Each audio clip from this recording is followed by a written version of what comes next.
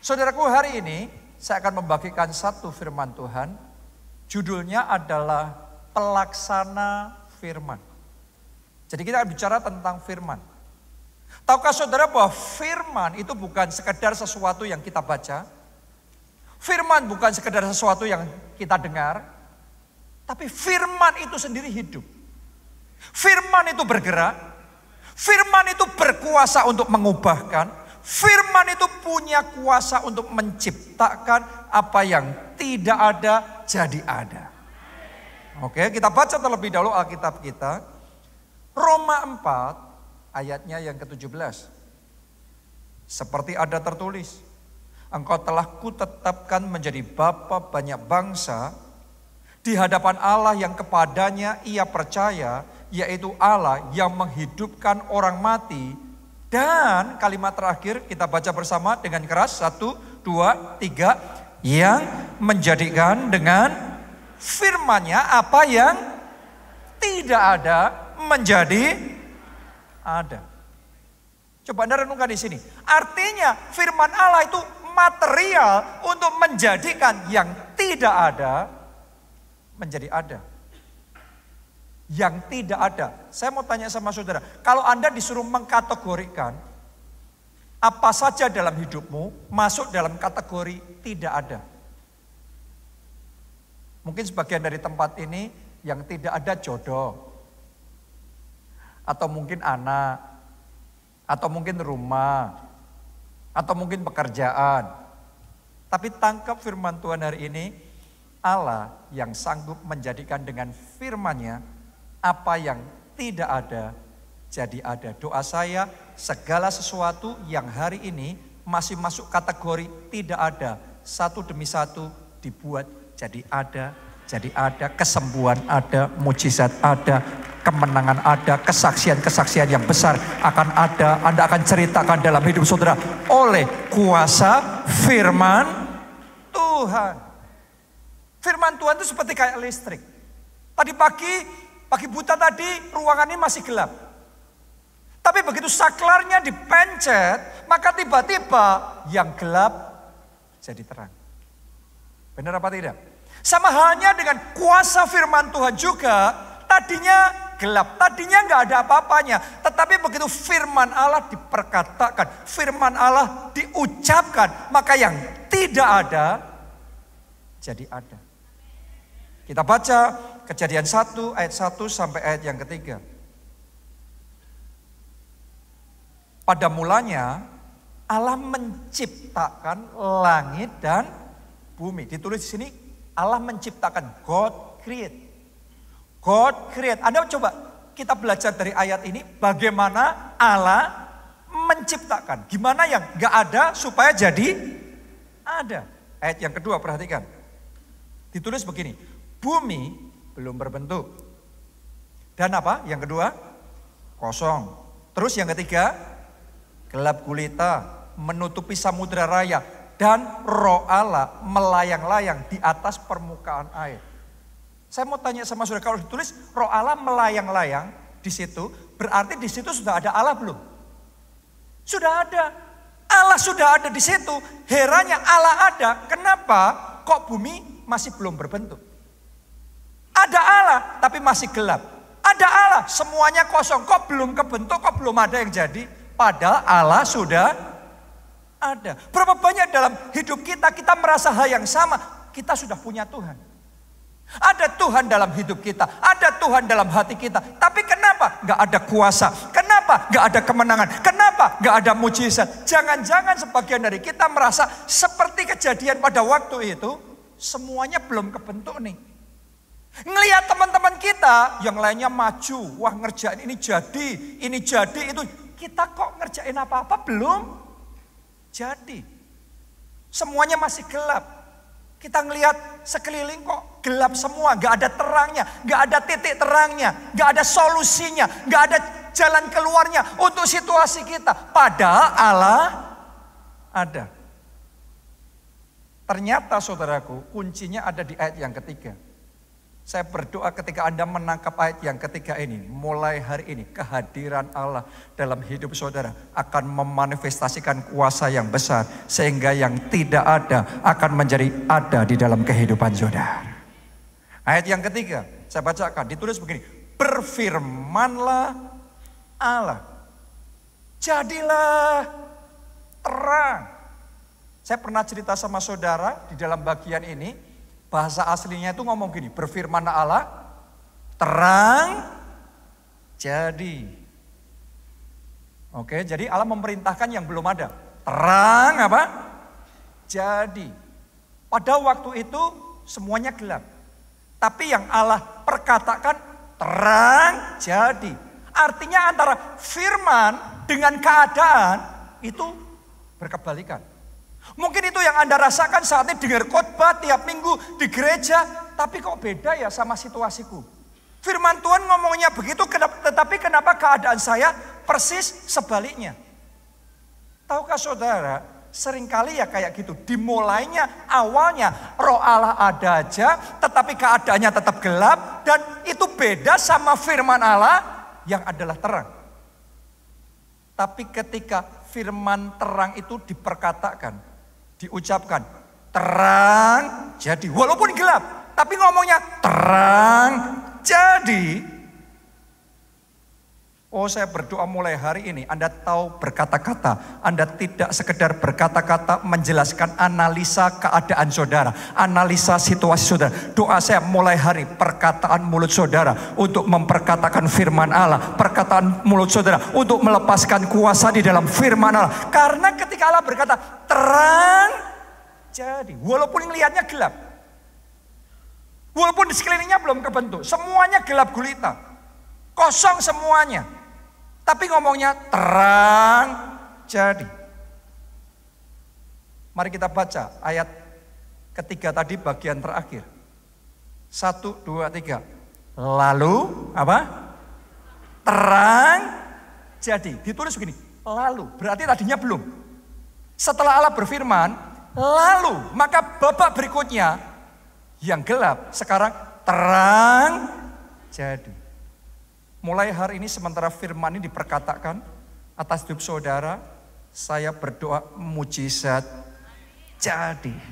Kesembuhan di dalam tubuh saudara sekarang terima.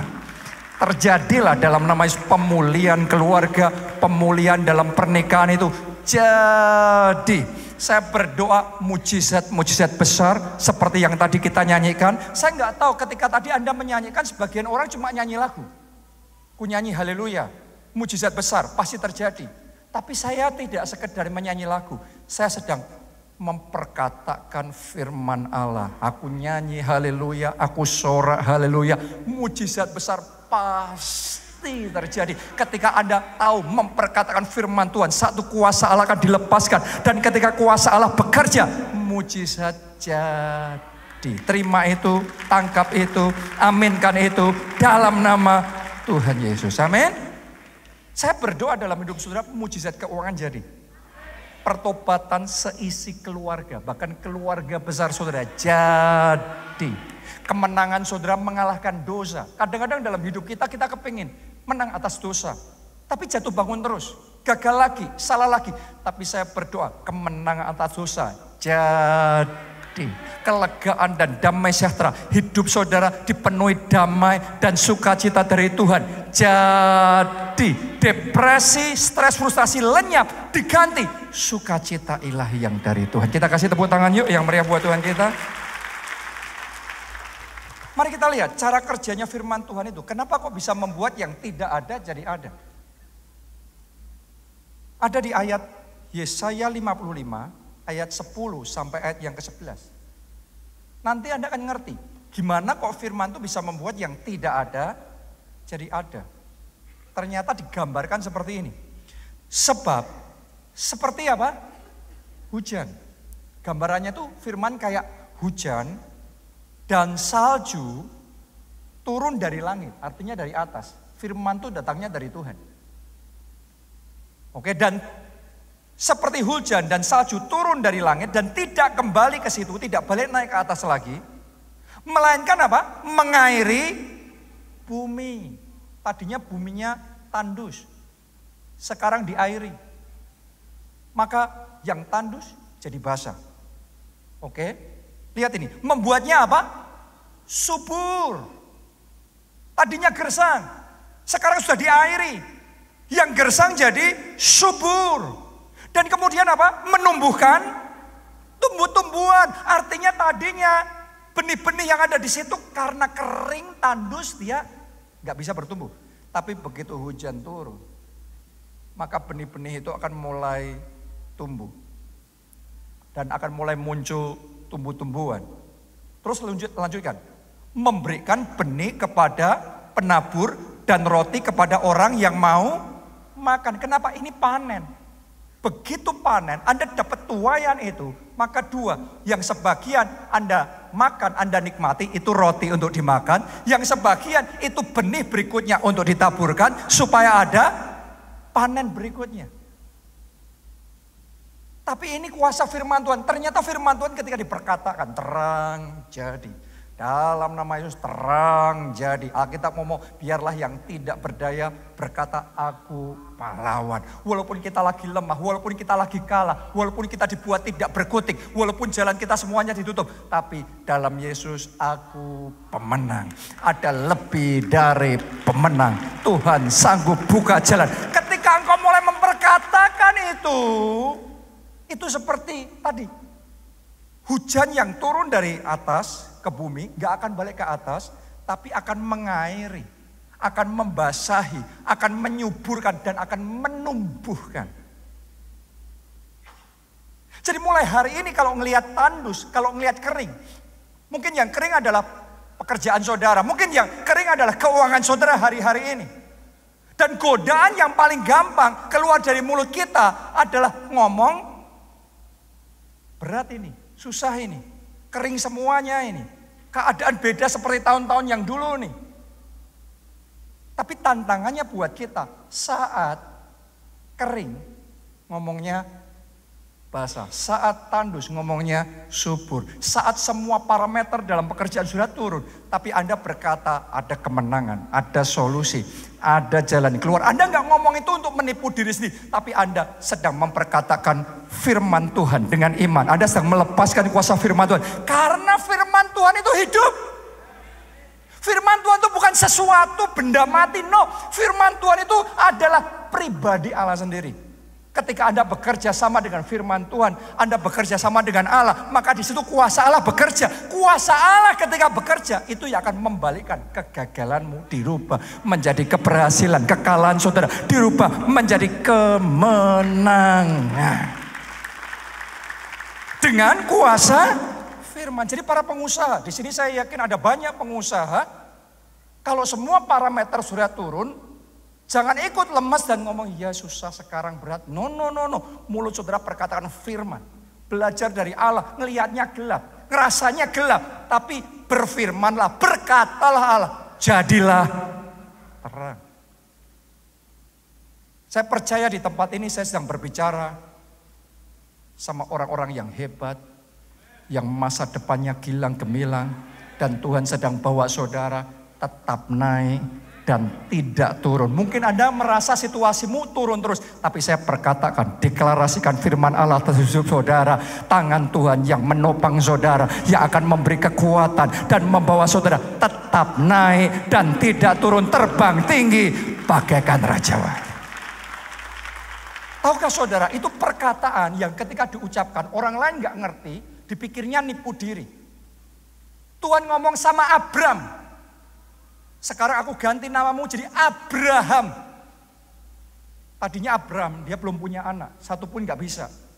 Tapi diganti namanya Abraham, bapak banyak bangsa. Itu bukan untuk nipu diri sendiri atau nipu orang lain, gak punya anak tapi ngomong punya anak. No, itu adalah melepaskan, mengaktifkan kuasa firman, kuasa Allah sedang bekerja dalam kehidupannya, sehingga orang yang gak punya sekarang jadi bapak banyak bangsa. Yang belum pernah mengalami kuasa Tuhan, belum punya kesaksian pribadi, dapat pertolongan Tuhan, doa saya akhir 2024 Dan 2025 nanti akan jadi tahunnya banyak mujizat, tahunnya banyak kesaksian, tahunnya banyak perbuatan-perbuatan Tuhan yang ajaib terjadi dalam hidup saudara. Amin. Jadi lawan keadaan saudara dengan kuasa firman. Lanjutkan pembacaan tadi ayat yang ke-11. Demikianlah firmanku yang keluar dari mulutku, iya. Lihat tuh, iya itu pribadi. Jadi Tuhan memperkatakan firman itu bukan sesuatu. Disebut sebagai iya. Ini pribadi. Iya tidak akan kembali kepadaku dengan sia-sia. Tetapi iya, saya berdoa mulai hari ini, Anda memperlakukan firman Tuhan sebagai pribadi. Karena firman itu hidup. Iya akan melaksanakan apa yang ku kehendaki dan akan berhasil dalam apa yang kusuruhkan kepadanya. Amin.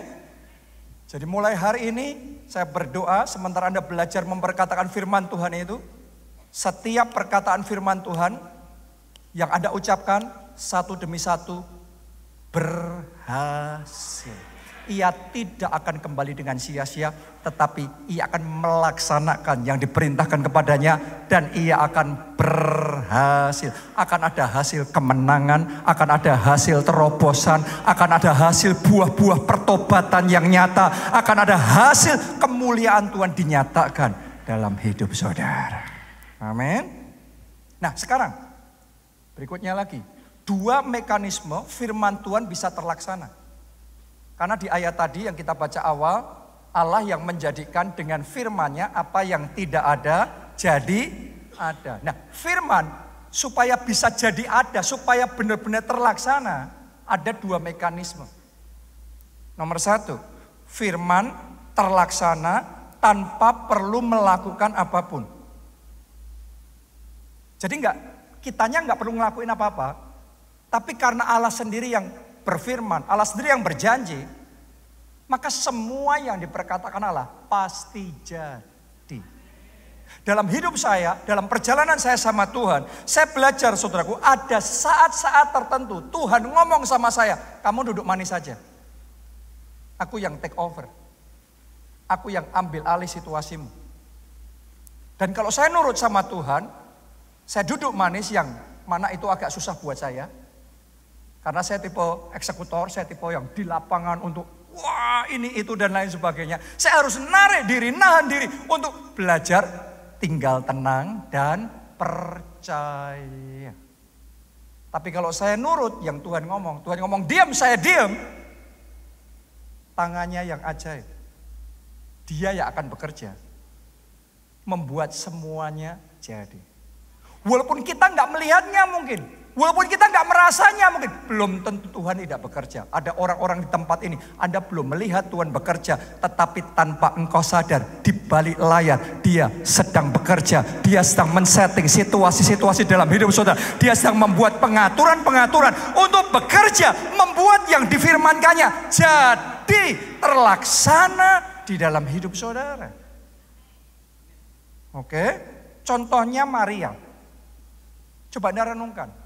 Maria ini gadis polos, gadis sederhana, orang biasa, bukan darah bangsawan, bukan keturunan ningrat atau pejabat tinggi. Ini orang biasa, tiba-tiba didatangi sama malaikat, terus kemudian malaikat ngomong, kamu Maria akan mengandung dan kamu akan melahirkan Sang Mesias, Juru Selamat dunia. Saudaraku, orang biasa nih, terima perkataan sebesar itu. Gimana caranya? Nggak mungkin. Secara manusia itu beyond her. Secara manusia itu melampaui dirinya sendiri. Impossible. Makanya Maria ngomong, gimana caranya Tuhan? Aku belum bersuami. Kok bisa mengandung, bisa hamil? Kadang-kadang kita ketika menerima rema dari Tuhan, menerima janji dari Tuhan, gimana caranya Tuhan?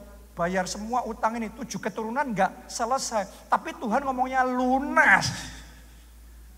Gimana caranya Tuhan? Padahal kedokteran semuanya ngomong ini enggak mungkin. Ini penyakit ini hanya mungkin dirawat supaya enggak terlalu cepat bertambah parah, supaya ya dipertahankan sebisa mungkin. Tapi kok firman Tuhan ngomong sembuh? Gimana ini caranya? Waktu Maria bertanya-tanya seperti itu, malaikat ngomong gini, sudah kamu gak perlu tahu caranya. Roh Kudus akan menaungi kamu dan semuanya jadi. Ada hal-hal tertentu Tuhan akan memberitahu kita, kamu harus begini, kamu harus begitu, lakukan ini, lakukan itu. Tapi ada momen tertentu Tuhan akan ngomong sama saudara, duduk manis saja di sini. Aku yang akan bekerja dalam hidupmu. Ada seseorang di tempat ini melalui firman Tuhan. Tuhan akan nyatakan kuasanya. Engkau terima rema ini, instruksi Tuhan ini. Dan engkau taat duduk diam. Tuhan take over keadaan keluarga saudara. Tuhan take over pekerjaan keuangan saudara. Dan Anda akan melihat mujizatnya nyata. Jadi itu. Sekarang mujizat yang terjadi itu dalam hidup saudara. Amin. Haleluya. Siapa di sini yang pernah pesan online, pesan makanan online, pesan barang online, taksi online, boleh lambaikan tangan? Hampir semuanya atau semuanya ya?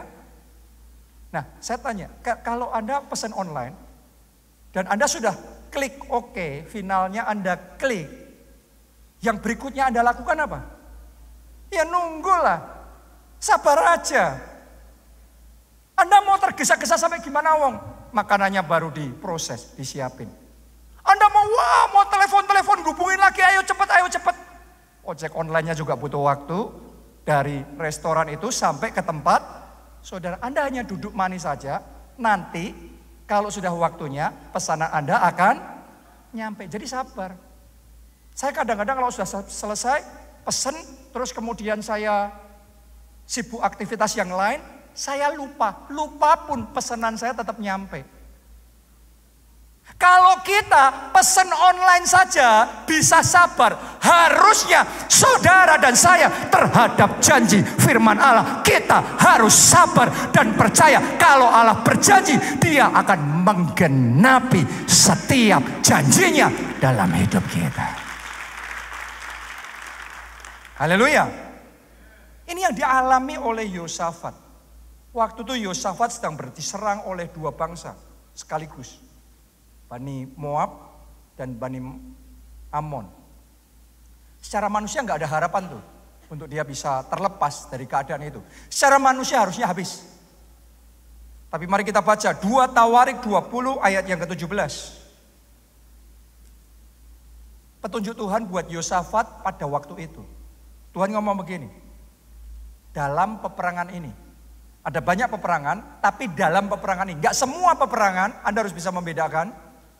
Tapi dalam peperangan ini, yang case ini, Yosafat, tidak usah kamu bertempur. Hai Yehuda dan Yerusalem, tinggallah berdiri di tempatmu dan lihatlah bagaimana Tuhan memberikan kemenangan kepadamu. Sampai di situ pembacaan kita. Saya percaya ada orang-orang di tempat ini, ada peperangan tertentu dalam hidup saudara. Tuhan ngomong, peperangan yang satu ini, perjuangan yang satu itu, kamu gak usah ngapa-ngapain. Aku yang ambil alih, aku yang akan bekerja, aku yang akan setting keadaannya, dan aku yang akan memberikan kemenangan kepadamu. Amin. Sebagian dari kita terlalu sibuk menyelesaikan masalah kita. Ngurusin ini, ngurusin itu. Semakin kita urusin tambah kacau. Ada peperangan tertentu, nyelesainya percaya sama Tuhan. Gak semua peperangan saudaraku ya. Tapi Tuhan ngomongnya peperangan yang ini. Jadi spesifik, ada perjuangan tertentu, ada pergumulan tertentu, ada masalah tertentu. Kalau Tuhan ngomong, diam, percayalah sama Tuhan. Gak semua masalah itu selesai kalau kita urusin. Ada masalah tertentu itu hanya selesai kalau kita berhenti dan kemudian percaya. Dalam tinggal tenang dan percaya, di situ letak kekuatan. Ada solusi, ada jalan keluar. Di situ nanti pintu-pintu akan terbuka buat saudara dan ada kemenangan. Ini yang dialami Daud juga. Kita baca lagi ya. Mazmur 110 ayatnya yang pertama. Mazmur Daud. Demikianlah firman Tuhan kepada Tuanku. Apa kata Tuhan sama Daud waktu itu? Duduklah di sebelah kananku sampai kubuat musuh-musuhmu menjadi tumpuan kakimu. Anda harus tahu dalam hidup Daud ada banyak peperangan. Dan waktu Goliat muncul, peperangan terjadi, Tuhan ngomongnya sama Daud, yang ini kamu maju. Aku menyertai kamu. Benar apa tidak? Ada banyak peperangan, Tuhan ngomong sama Daud, kamu hadapi caranya kayak gini. Untuk ngalahin yang ini strateginya begini. Tuhan memberi hikmat, Tuhan melatih tangannya bertempur, Tuhan melatih jari-jarinya untuk berperang, untuk merebut kemenangan. Tapi di case-nya pada waktu itu beda. Di kasusnya pada waktu itu Tuhan ngomong, yang ini Daud, kamu duduk manis saja di sini. Aku beresin semua buat kamu. Dan Daud percaya, maka dia melihat kemuliaan Tuhan. Kalau Tuhan suruh saudara ngelakuin, diam dan percaya, belajar dari Daud ya. Belajar, Tuhan ngomong diam, diam. Tuhan ngomong percaya, percaya. Yang dilakukan Daud apa? Memuji Tuhan. Menyembah Tuhan, menyenangkan hati Tuhan. Fokusnya membangun pondok Daud. Justru Tuhan disukakan. Dan kalau Tuhan ambil alih, yang akan kita alami itu jauh melampaui yang kita pikirkan. Oke. Di gereja kita ini ada pondok Daud loh, Bapak Ibu Saudara. Ada hal-hal itu dalam perjuangan saudara, Anda harus repot ngurusi ini, itu, ngurusin macam-macam. Tapi ada hal tertentu, kalau Tuhan sudah ngomong, aku yang take over. Saudara naik ke pondok Daud Asta saja, banyak bersyukur, memuji Tuhan, dan lihatnya Tuhan yang akan bertindak di dalam hidup saudara. Saya ngalami itu secara pribadi dalam kehidupan saya. Ada satu momen waktu sekian tahun yang lalu dalam hidup saya, di mana semua segala sesuatu yang ada dalam tanggung jawab saya, semuanya bermasalah semua. Muncul problem semua. Dan satu problem muncul, saya atasi. Terus kemudian selesai. Baru selesai, muncul masalah kedua, masalah ketiga. Oke, kita atasi lagi. Masalah kedua, ketiga. Baru lagi ngatasi. Masalah 4, masalah 5, masalah 6 sudah datang. Sekarang saya harus membagi pikiran, waktu, tenaga untuk ngurusi ya ini, ya itu, macam-macam saya urusi. Yang saya urusi baru saya kerjakan pontang-panting. Masalah 8, 9, 10, 11, 12 sudah muncul lagi. Saya ngerasa kayak saya jadi pemadam kebakaran yang cuma pontang-panting lari sana lari sini untuk memadamkan api masalah. Tapi nggak selesai-selesai, tambah saya urusin, masalah tambah banyak. Sampai di situ saya balik datang sama Tuhan dalam doa. Dan satu rema yang Tuhan ngomong sama saya, ayat yang kita baca terakhir tadi tentang Daud. Tuhan ngomong duduk di sebelah kananku. Sampai aku membuat musuh-musuhmu menjadi tumpuan kakimu. Saya tangkap itu dan saya ambil keputusan untuk percaya. Saya narik diri saya yang tadinya begitu sibuk ngurusi masalah. Orang itu beda-beda saudaraku ya. Ada orang punya masalah ya memang ya sudah. Gak diurusin memang kan. Tapi orang kayak saya gak kayak gitu. Saya orang yang ada masalah kita hadapin. Kita atasin. Kita harus jadi problem solver.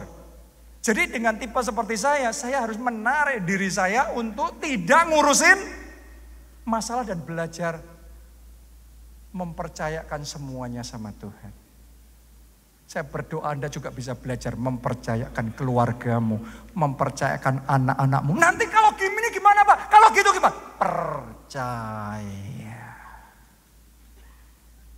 Ketika saya belajar untuk percaya sama Tuhan, mari saya beritahu saudara, saya tuh heran, benar-benar dibuat Tuhan terheran-heran. Itu satu masa di mana Tuhan tuh ngajarin saya ayat ini. Tidak semua masalah selesai dengan diurusin. Ada masalah itu baru selesai kalau kita diam dan percaya. Tuhan yang ambil alih, ini beres sendiri, itu beres sendiri.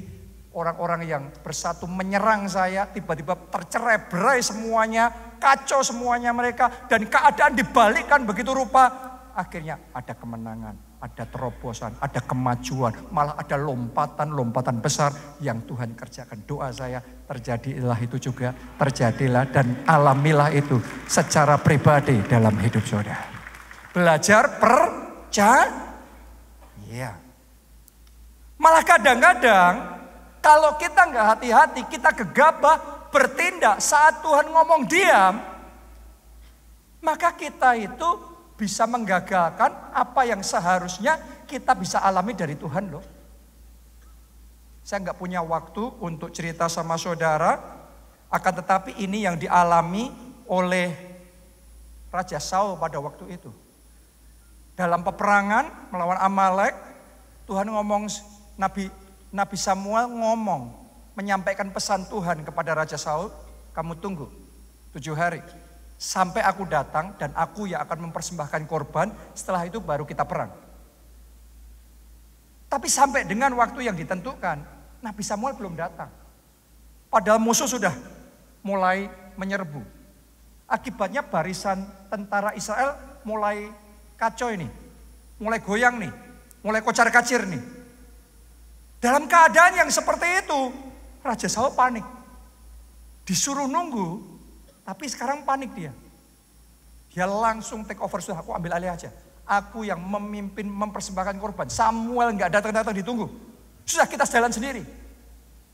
Dia jalan mempersembahkan korban. Baru selesai, Samuel datang. Loh, kok kamu duluin Tuhan? Tahu nggak kamu, yang kamu lakukan bodoh. Padahal buat Raja Saul, yang dia lakukan pinter. Kadang antara yang kita pikirkan sama perspektifnya Tuhan, itu bisa beda loh. Kadang kita pikir benar kalau saya ngurusin ini, kalau saya harus ngelurusin keadaan itu. Orang lain kayak gitu, pasangan saya kayak gitu, harus saya luruskan, nggak benar ini. Belum tentu yang kita pikir benar, belum tentu yang kita pikir tepat tindakan itu di dalam benaknya Tuhan tepat.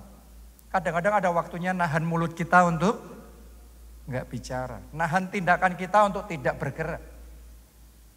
Karena Raja Saul gegabah, disuruh nunggu, dia langgar, dia tabrak. Sejak hari itu, pesan Tuhan disampaikan. Urapanmu ditarik, dipindah ke orang lain. Dikasih kepercayaan Tuhan itu kepada orang lain.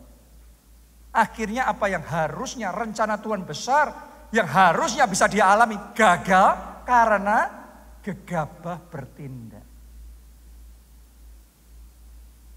Saudaraku, kadang ketaatan terbesar yang kita bisa lakukan adalah belajar diam. Kalau Tuhan ngomong diam, maka diam. Saya masih ingat sekali ketika kita melakukan pembangunan tempat ini. Saya pertama kalinya diajarin sama Tuhan dalam pembangunan gedung gereja secara finansial untuk diam. Dalam sejarah gereja kita, setiap kali kita pembangunan gedung gereja selalu akan ada janji iman, pengumpulan dana, selalu akan ada gimana usaha ini itu dan lain sebagainya supaya bisa terbangun. Tapi waktu pandemi kemarin 2020 semuanya berhenti. Tuhan ngomongnya diam. Pembangunan suruh jalan, tetapi secara finansial gak usah pengumuman. Gak usah pengumuman, gak usah janji iman, gak usah ngasih tahu siapa-siapa. Jalan aja terus. Anda bayangin, itu keadaan yang paling tidak mungkin. Semua gereja ambles semuanya. Dan ini adalah pembangunan yang besar buat kita. Nggak mungkin secara manusia. Belum lagi waktu Maret 2020 lockdown, Februari itu saudaraku kita ada ngelakuin sesuatu yang lain yang besar di Solo. Sehingga semua dana kita tuh dinolkan. Semua rekening, semua cadangan nol. Jadi Maret lockdown, benar-benar rekening gereja kita tuh nol. Tapi di 2020 Tuhan ngomongnya jalan. Dari mana dananya Tuhan? Aku yang menyediakan. Kalau saya nggak belajar percaya sama Tuhan, di masa pandemi saya ngomong pengumuman, wah kita mau pembangunan, ayo janji iman, malah marah semuanya. Lagi pandemi, kita disuruh persembahan janji iman. Oh, bisa marah semua saudaraku. Tapi Tuhan ngomongnya diam. Dan di situ saya belajar percaya. Tapi tahukah saudara, Tuhan itu gak pernah mengecewakan loh. Kalau dia berfirman dengan kuasa firman-Nya semuanya jadi. Lantai 1 jadi, lantai 2 jadi, lantai 3 tidak ditinggalkan sama Tuhan. Lantai 4 terus disertai oleh Tuhan. Sampai lantai 9 semuanya jadi. Secara manusia di keadaan normal saja harus janji iman. Tapi di keadaan paling hopeless pun disuruh gak usah ngomongan sama sekali, gak usah janji iman. Dan Tuhan itu berkuasa. Saya mau ngomong sama saudara, di titik terendah dalam hidupmu, belajar, percaya sama Tuhan. Engkau akan melihat kemuliaan Tuhan, kuasanya bertindak, mujizatnya nyata dalam hidup saudara. Tepuk tangan yuk, yang meriah buat Tuhan yang membuat dengan firman-Nya yang tidak ada, jadi ada. Yang terakhir, yang kedua, mekanisme yang kedua, firman Allah terlaksana ketika kita jadi pelaksana firman. Ini beda sama yang pertama. Kalau yang pertama tadi, firman Tuhan akan terlaksana kalau kita belajar diam. Tapi yang kedua, dalam peperangan ini kita harus jadi pelaksana firman. Kita baca Yoel 2 ayat 11. Dan Tuhan memperdengarkan suaranya di depan tentaranya. Pasukannya sangat banyak. Dan apa? Pelaksana firman-Nya kuat. Coba semuanya katakan pelaksana firman yang kuat. Ayo ngomong dengan suara yang kuat dong. 2, 3. Pelaksana firman yang kuat. Kalau Anda terima firman Tuhan, Anda terima rema firman Tuhan, jadilah pelaksana firman yang kuat.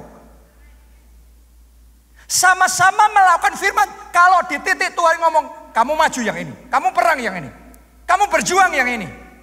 Begitu Tuhan ngomong berjuang, Anda harus tahu tingkat kekuatan di dalam perjuangan saudara menentukan seberapa besar kemenangan yang Tuhan akan kerjakan dalam hidupmu.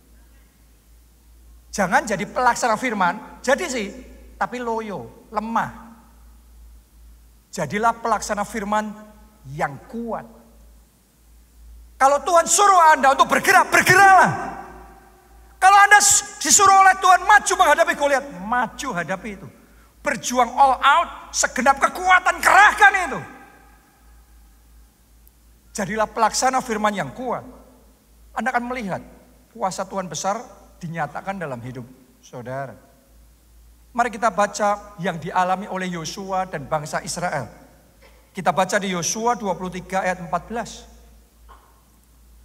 Maka sekarang, ini pidato terakhirnya Yosua sebelum dia meninggal. Ya, jadi ini pesan terakhir. Maka sekarang sebentar lagi aku akan menempuh jalan segala yang fana.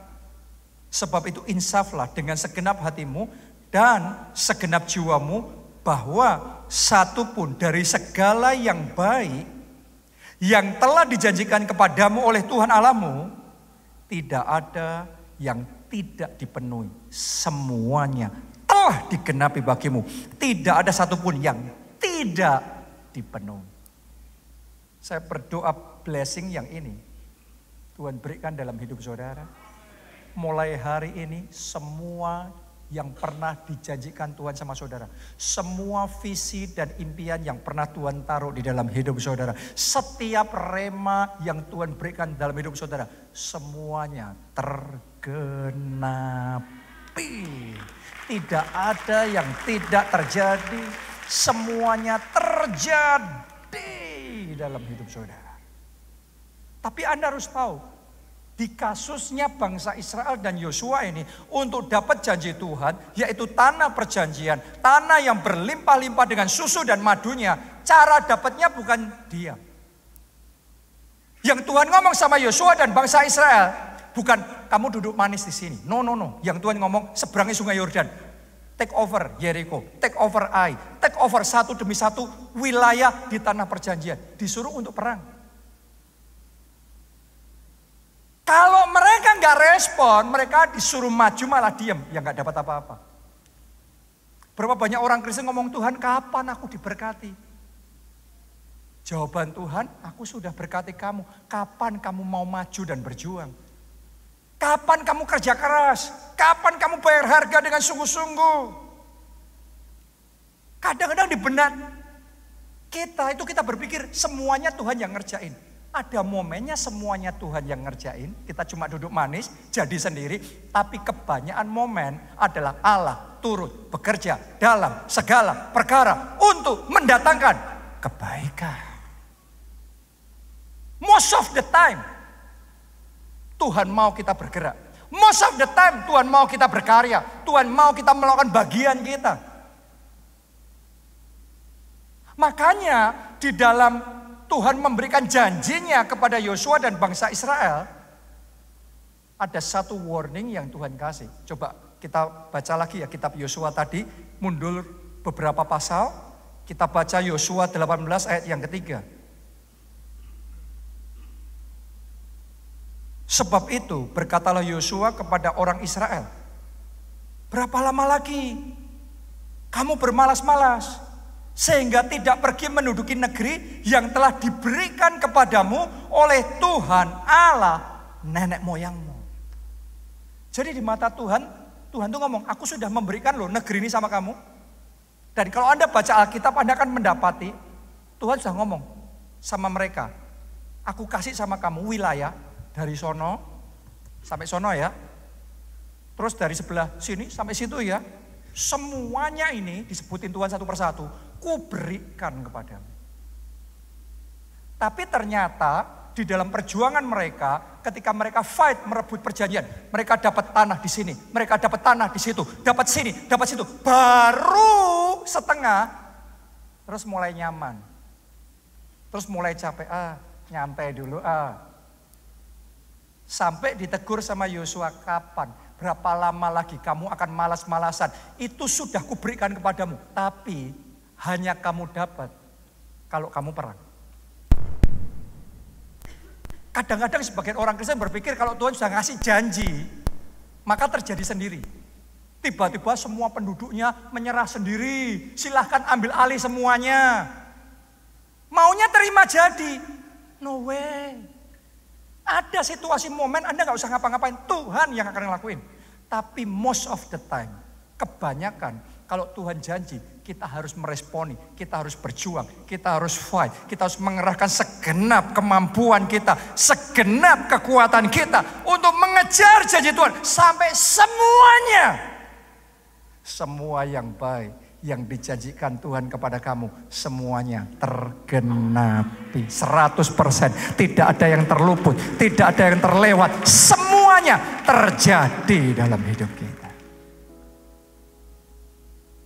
Ini seperti kayak janda Sarfat dalam kesulitan keuangan. Anaknya sampai mau diambil jadi budak. Datang sama Nabi Eli, minta tolong. Terus dikasih petunjuk Tuhan. Oke, Tuhan akan bekerja dalam hidupmu, tapi kumpulkan bejana. Jangan terlalu dikit, yang banyak. Karena bejana-bejana itu akan penuh dengan minyak. Saya mau tanya sama saudara, kalau Tuhan sudah ngomong seperti itu, kuasa Tuhan bekerja, mujizat pasti terjadi enggak? Pasti. Cuma sama-sama terima rema dari Tuhan seperti itu, disuruh ngumpulin bejana. Dia ngumpulin bejana, tapi enggak mau repot. Ngumpulin bejana, aku sudah loh ngumpulin bejana sudah, ngumpulin. Tapi enggak mau repot. Cuma 3 bejana. Mujizat tetap terjadi enggak? Tetap terjadi. Anda enggak mau kerja keras pun, kalau Tuhan sudah mau ngadain mujizat, mujizat tetap terjadi. Tapi dapatnya cuma 3. 3 bejana penuh dengan minyak. Mungkin enggak cukup bayar hutangnya. Banyak orang itu sudah dikasih mujizat sama Tuhan, tetap enggak cukup. Mungkin. Ayo introspeksi. Jangan-jangan di dalam meresponi, di dalam menjadi pelaksana firman Tuhan. Jadi pelaksananya separuh-separuh. Separuh hati. Ngelakuin firman Tuhan tapi ala kadarnya. Janda Sarfat yang sama. Ini luar biasa. Dia nggak malas. Disuruh ngumpulin bejana. Dia kumpulkan 3, 10. Dia kumpulkan 20. Mungkin dia kumpulkan 30. Bahkan kalau orang yang sangat rajin mungkin kumpulkan 300. Saya mau tanya, lebih cepat mana? Ngumpulin 3 atau 300? Lebih praktis 3, cepat 3, nggak capek 3, tapi nothing yang dialami. Kadang-kadang untuk mendapatkan panen yang besar, Anda butuh kerja keras, Anda butuh untuk bisa capek mau pontang-panting sana sini melakukan semua yang harus Anda lakukan.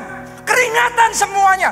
Tapi pada akhirnya 300 itu yang akan mendatangkan mujizat yang besar. Yang akan mendatangkan panen yang dahsyat. Yang akan menjadi kesaksian yang besar di dalam kehidupan saudara.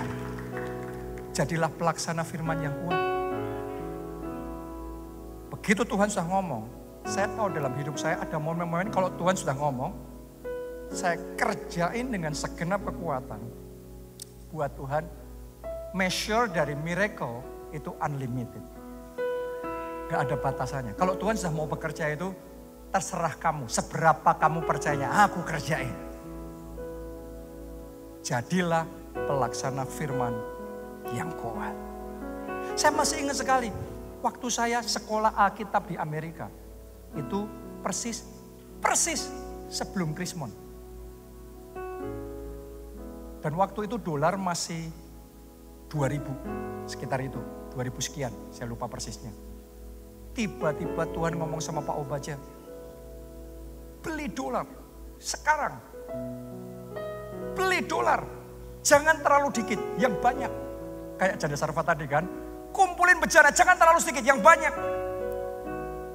Saya bersyukur saudaraku, saya punya bapak jasmani, bapak rohani yang jadi pelaksana firman Tuhan yang kuat. Dia sama-sama dapat instruksi yang dari Tuhan. Dia jalanin itu enggak separuh-separuh. Semua yang ada, yang dia punya, semuanya dikumpulin. Semuanya dibeliin dolar waktu itu. Dan kita enggak sangka-sangka dari 2000 naik 3000, naik 5000, 10.000, 15.000, mungkin sesaat sempat 20.000 terus balik lagi. Itu keadaan enggak mudah di Amerika, teman-teman saya, berat sekali, banyak yang nggak bisa lanjut kuliahnya karena biayanya jadi membengkak. Dolarnya sama, bayar sekolahnya sama, USD-nya. Tetapi rupiahnya sekarang lipat.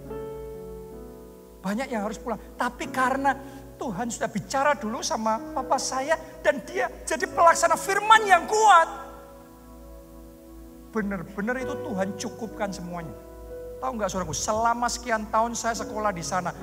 Semua uang sekolah, semua uang makan, semua uang main, semua uang belanja, semuanya tercover dengan satu tindakan ketaatan.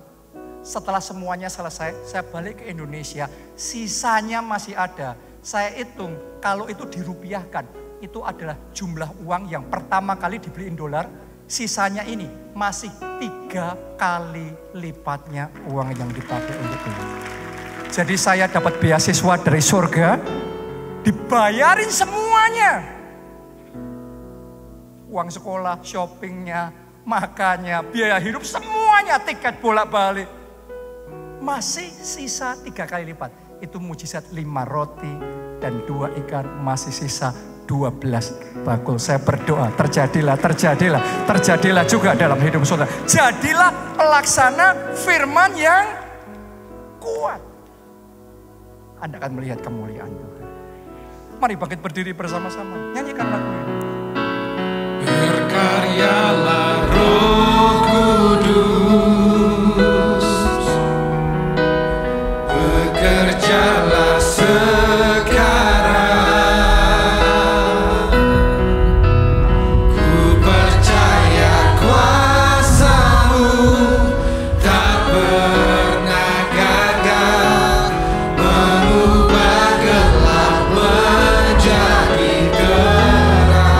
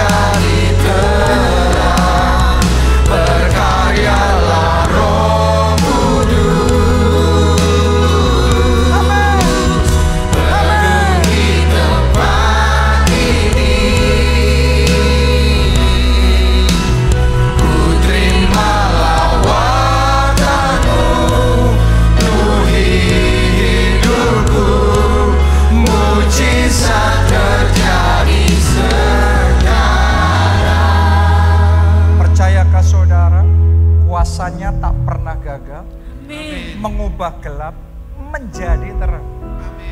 Tapi untuk kuasanya bekerja, kita butuh pribadinya dalam hidup kita.